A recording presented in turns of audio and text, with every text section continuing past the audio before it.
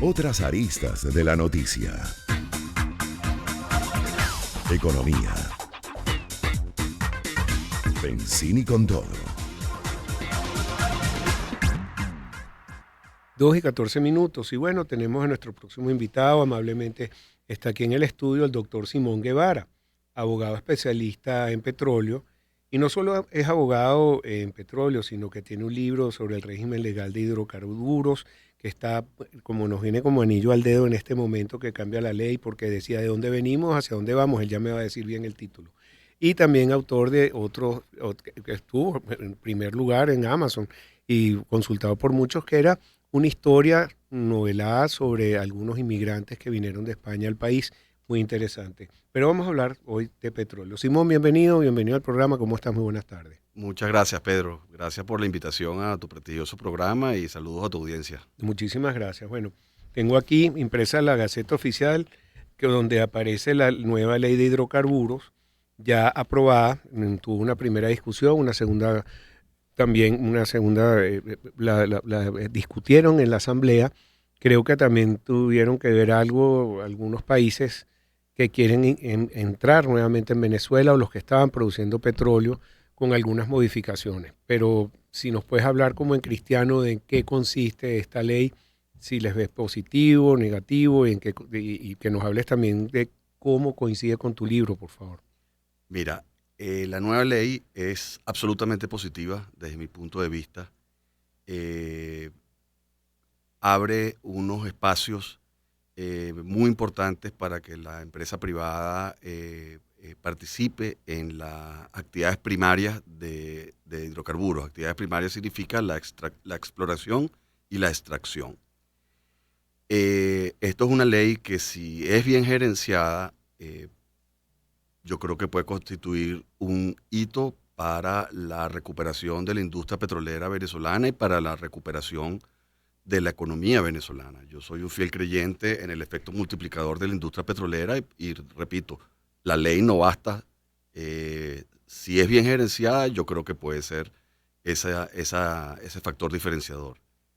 En lo que se refiere a entrar en por qué esta ley es positiva, bueno, mira, podemos mencionar varias cosas. Bueno, primero, como dije, como adelanté hace unos segundos, se le abre un espacio a la industria privada para que participe en forma protagónica dentro de las actividades primarias.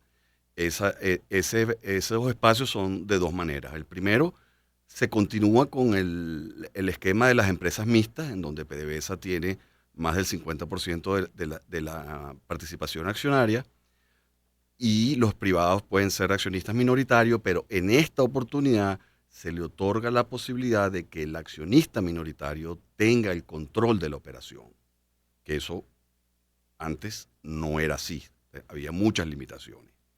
Y la otra forma de participación es la creación de los llamados contratos de producción petrolera, en donde se le otorga a PDVSA y sus filiales la posibilidad de contratar a privados para que operen los campos petroleros.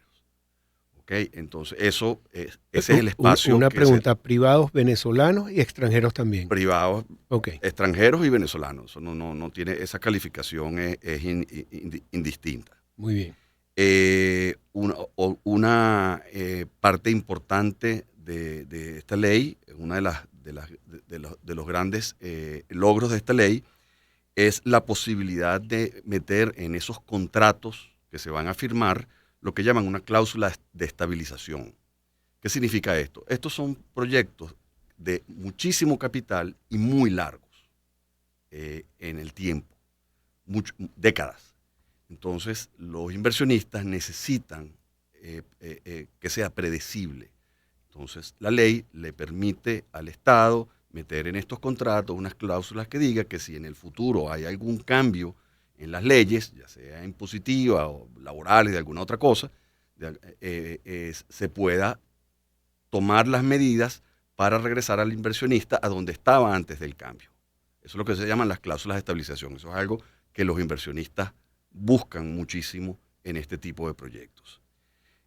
Igualmente, se da la posibilidad, se incluyó un artículo que para que exista la posibilidad de someter las disputas a arbitraje. Eso es otra Eso cosa. está bien, sí. Sí, eso es otra cosa que buscan mucho los inversionistas, porque el inversionista desea que las disputas sean Sí. eh, Ajá, para que aclaremos eso, porque sí, para el público que nos está oyendo, porque antes tenías que ir a un juicio y un Ten- juicio toma tiempo, es muy costoso un arbitraje, hay ciertas cláusulas de arbitraje donde hay ciertos prearreglos, si pierdo aquí o hago aquí, y es una salida fácil. Si nos puedes aclarar un poco esto, por sí. favor. ¿Qué significa ir a arbitraje? Es si tú tienes una disputa, en este caso con PDVSA o con... entonces, la persona que va a solucionar esa disputa es un árbitro independiente, que no tiene nada que ver con los tribunales de la República. Eso le da Preacordado. preacordado. Es Hay una decir, cláusula, en la cláusula va a decir cómo se va a elegir el árbitro, bajo qué centro se va a hacer. ¿y en qué jurisprudencia? No, la ley siempre va a ser la venezolana. Ajá. ¿Ok? ¿Y qué jurisdicción? La jurisdicción, mira, puede ser... Puedes escoger Estados Unidos, puedes Exacto, escoger Italia. puedes escoger Europa, puede ser arbitraje aquí en Venezuela. Perfecto. Las partes son libres de pactar. Eso es lo bonito de este artículo, pues que las partes son libres de pactar cómo se van a resolver las disputas. Ese es otro gran logro de esta ley. Es un gran adelanto. Exacto, y eso es lo que buscan los inversionistas privados. Una de las cosas que más buscan los inversionistas privados. Ajá, pero ¿cómo evitar que vuelvan a ser otro proceso de nacionalización de los que hemos vivido, donde arrasan con la industria, las inversiones? Eso ya es riesgo país, eso no se puede evitar en una ley. El derecho a expropiar siempre va a existir.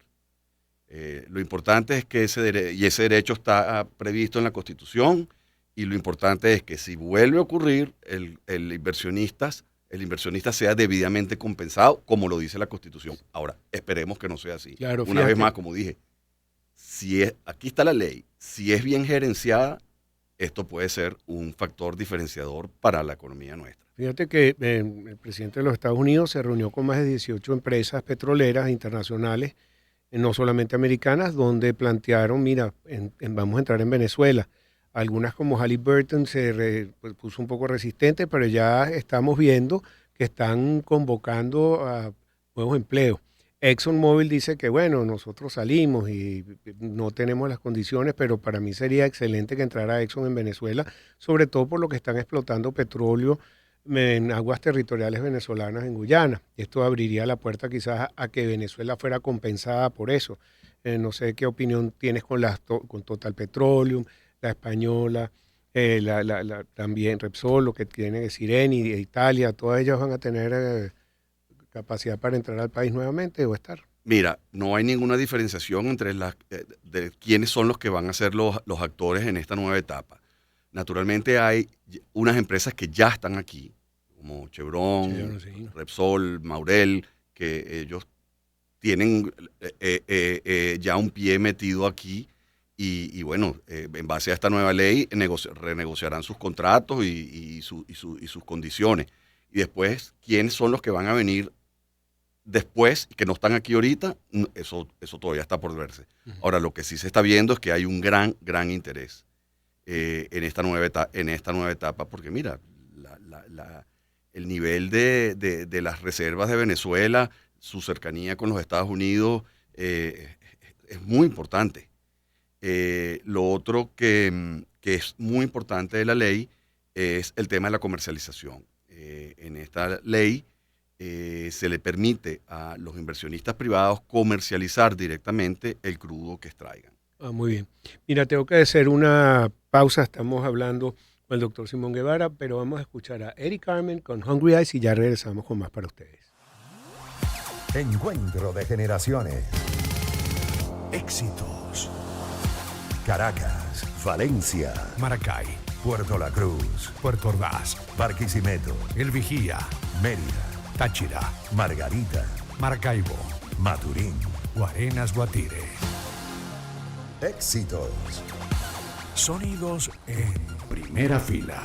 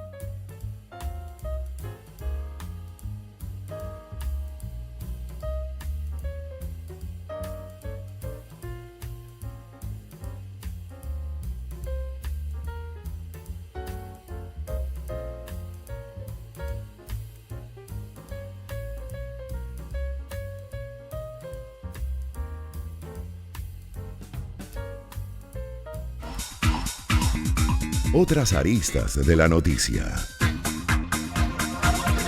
Economía. Benzini con todo.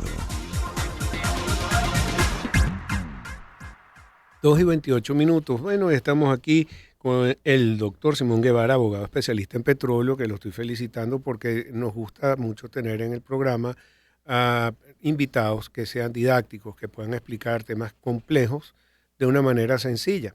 Entonces hemos tenido una exposición de por qué es positiva la nueva ley de hidrocarburos y sobre todo ese tema del arbitraje. Tú que eres abogado experto en esto, sabes lo complicado que es un juicio, lo que dura en años. En cambio un arbitraje y como ciertas cosas ya listas, ya predispuestas. Pero quería que nos hablaras también del tema de los impuestos, por favor. ¿Qué pasa ahí con esta explotación de petróleo? Sí, en esta nueva ley también hay unas innovaciones importantísimas en el tema de impuestos que también deben considerarse como positivas.